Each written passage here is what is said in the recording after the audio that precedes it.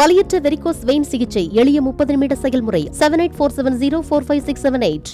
தமிழர்கள் பிச்சைக்காரர்கள் என்று இழிவாக பேசிய நடிகை தன்யா பாலகிருஷ்ணன் தற்போது அப்படி பேசவே இல்லை என்று மன்னிப்பு கேட்டிருக்கிறார்.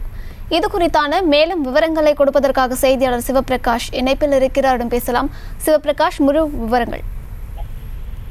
வணக்கம் அம்ருத்.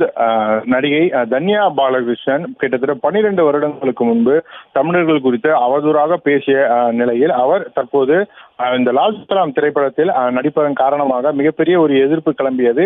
தமிழர்களை இழிவாக பேசிய தன்யா பாலகிருஷ்ணனை எப்படி ஒரு தமிழ் திரைப்படத்தில் நடிக்க வைக்கலாம் என்று பலரும் விமர்சனம் செய்த நிலையில் தற்போது இதற்காக மன்னிப்பு கேட்டு கடிதம் ஒன்றை தன்யா பாலகிருஷ்ணன் வெளியிட்டிருக்கிறார்.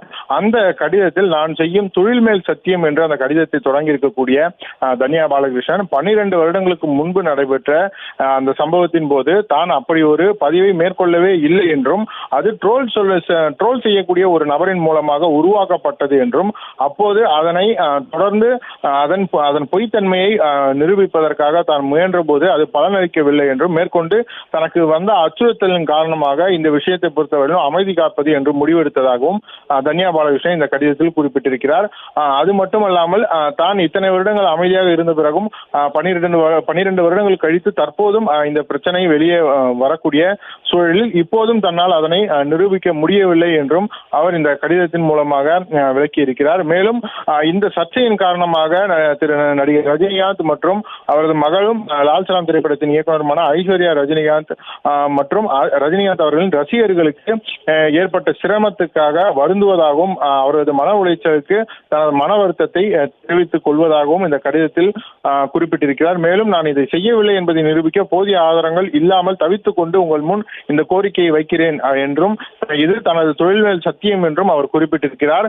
கிட்டத்தட்ட இந்த பிரச்சனை நடந்த போது தன்யா பாலகிருஷ்ணன் சார்பில் எந்த விதமான ஒரு அறிக்கையும் வெளியிடப்படவில்லை. அதன் பிறகு கடந்த 12 வருடங்களாக தமிழ் திரையுலகிலிருந்து அவர் கிட்டத்தட்ட ஒதுக்கப்பட்டார் என்றே சொல்லலாம்.